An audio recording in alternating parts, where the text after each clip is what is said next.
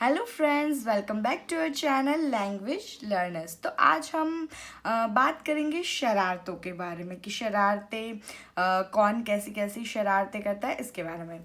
तो सबसे पहले मैं अपने पड़ोस के बच्चे के बारे में बताने वाली हूँ। पता है उसने एक बार क्या शरारत की?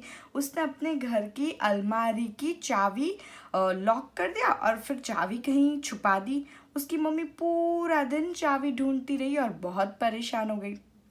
अब उसने तो ऐसे ही शरारत की और मैं अब आपको कुछ चीज़ों के नाम बताऊंगी। आप बताओ कि उसका इस्तेमाल करके आप कौन कौन सी शरारत कर सकते हो। तो सबसे पहले हम झाड़ू के बारे में सोचते हैं कि झाड़ू से हम क्या शरारत कर सकते हैं। तो किसी के पैरों में ऐसे झाड़ू घुमा के हम उससे गुदगुदी कर सकते हैं, या फिर झाड़ू को डंडी बना के उसके साथ वो होती है ना जो चुड़ैल, हम कार्टून्स में देखते हैं कि चुड़ैल एक झाड़ू के ऊपर उड़ती है, वैसा कोई खेल खेल सकते हैं। और दूसरी चीज़ है गुब्बारा। हम गुब्बारे से क्या कर सकते हैं? तो गुब्बारे में बहुत सारी हवा भर के हम जाके चुपके से किसी के कान में वो सारी हवा छोड़ देंगे, वो बेचारा तो डर ही जाएगा। तो इन सभी की शरारतों के बारे में अब आप इनसे क्या क्या शरारत करते हैं वो भी मुझे कमेंट करके ज़रूर बताइएगा। और फ्रेंड्स, शरारत होती है सिर्फ हंसी मजाक के लिए, तो हमें कभी ऐसी शरारत नहीं करनी चाहिए जिससे किसी को बहुत सारा नुकसान हो या फिर किसी को चोट लगे। तो ये आपको ध्यान रखना है। और अब बात करते हैं आसमान की शरारत के बारे में। आप पूछेंगे ये कैसी शरारत हुई? तो हाँ जी दोस्तों, एक बार आसमान ने एक शरारत कर दी। अब उस आसमान की शरारत की वजह से एक बूढ़ी अम्मा चांद पर पहुंच गई। तो चलिए सुनते हैं उनकी कहानी। तो ये बहुत पुराने समय की बात है। एक बूढ़ी अम्मा हुआ करती थी।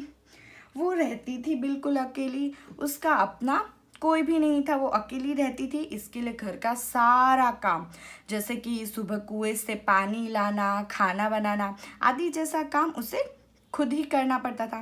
दोस्तों, यहाँ पे एक सवाल भी है। ये सवाल बहुत आता है पेपर में कि बूढ़ी अम्मा घर के कौन कौन से काम करती थी। तो इसमें आप ये लिख सकते हैं।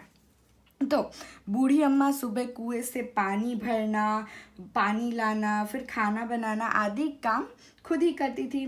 पर उसके साथ एक परेशानी थी। बूढ़ी अम्मा की तकलीफ क्या थी? जब तक वो घर में झाड़ू लगाती थी तब तक तो था सब ठीक रहता था। पर जब वो आंगन में, आंगन यानी कि जो हमारा घर होता है उसके बाहर की जो जगह होती है उसे आंगन बोलते हैं। तो जब वो आंगन में झाड़ू लगाने के लिए ऐसे झुकती, तभी ऊपर से आ जाता आसमान, और आसमान उसकी कमर से बार बार टकराता था। और अम्मा उसे जब घूर कर यानी कि ऐसे बड़ी बड़ी आंखें करके देखती तो वो ऐसे पीछे हट जाता। पर जब फिर अम्मा फिर झुक जाती, आसमान फिर उसे तंग करता।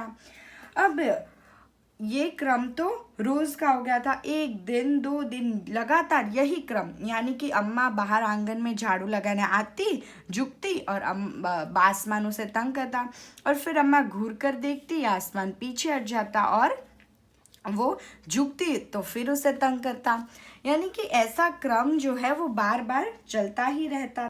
उस दिन जब वो अपने आंगन में झाड़ू लगाने के लिए आई और झुकी, तो अब आसमान ने फिर उसे छेड़ा। तो अम्मा ने आओ देखा न ताओ और कस के एक झाड़ू आसमान को मार दिया। अब आओ देखा न ताओ ये एक मुहावरा है जिसका अर्थ होता है कुछ भी सोचे समझे बिना काम करना। अम्मा ने ये नहीं सोचा कि आसमान को कैसा लगेगा, और आजू बाजू की कुछ भी नहीं सोचा, और उसे कसकर यानी कि बहुत जोर से झाड़ू मार दिया। आसमान झट से हट गया, यानी कि वो तुरंत ही वहां से हट गया। पर वो भी अपनी आदत से मजबूर था।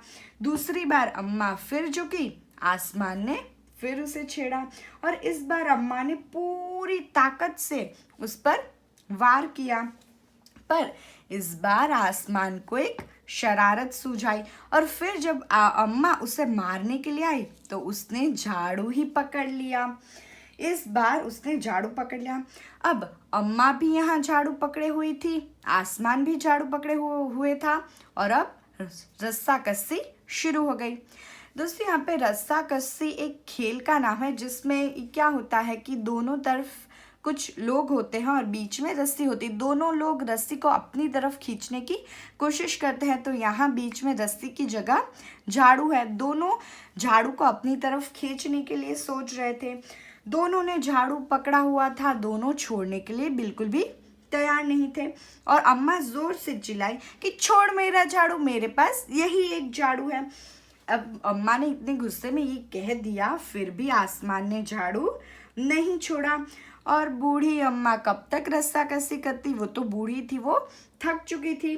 तभी भी आसमान ने झाड़ू खींचना नहीं छोड़ा।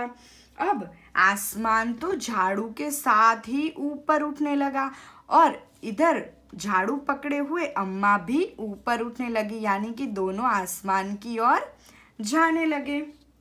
तभी अम्मा चिल्लाई मुझे छोड़ दो, मुझे छोड़ दो। तभी आसमान ने कहा, अम्मा अब मैं तुम्हें नहीं छोड़ूंगा, मेरे साथ ऊपर ले चलूंगा, तुम वहीं पे झाड़ू लगा देना। अब अम्मा झाड़ू छोड़ बिल्कुल नहीं सकती थी, क्योंकि वो दोनों बहुत ही ऊपर आ गए थे। अम्मा अगर यहाँ झाड़ू छोड़ती तो वो नीचे गिर जाती, उसे चोट लग जाती। अब अम्मा झाड़ू छोड़ तो नहीं सकती थी, पर तभी अम्मा ने चांद को देखा और वो उसने झट से यानी कि तुरंत पैर बढ़ाया और चांद पर चढ़ गई, पर उसने झाड़ू नहीं छोड़ा। अब आसमान को भी यहाँ एक और शरारत हो गई। उसने सोचा, अम्मा तो चांद पर चढ़ गई है, यदि चांद उसकी मदद करेगा तो मैं हार जाऊंगा, क्योंकि चांद अगर आसमान से लड़ने जाएगा तो उसमें चांद की ही जीत होगी, इसीलिए उसे यहीं रहने देता हूँ। ऐसा आसमान ने सोचा और उसने झाड़ू छोड़ दिया। अम्मा झाड़ू सहित चांद पर ही रह गई। वो इतनी थक चुकी थी कि झाड़ू पकड़े पकड़े ही चांद पर बैठ गई। आसमान ऊपर चला गया और उस दिन से लेकर आज दिन तक अम्मा झाड़ू पकड़े चांद पर ही बैठी है। तो दोस्तों, इस कहानी में एक आसमान की वजह से एक बूढ़ी अम्मा चांद पर पहुंच गई। ये कहानी सत्य घटना पर आधारित नहीं, पर ये कथा एक काल्पनिक कथा है, जिसे लिखा है लेखिका तारा निगम ने।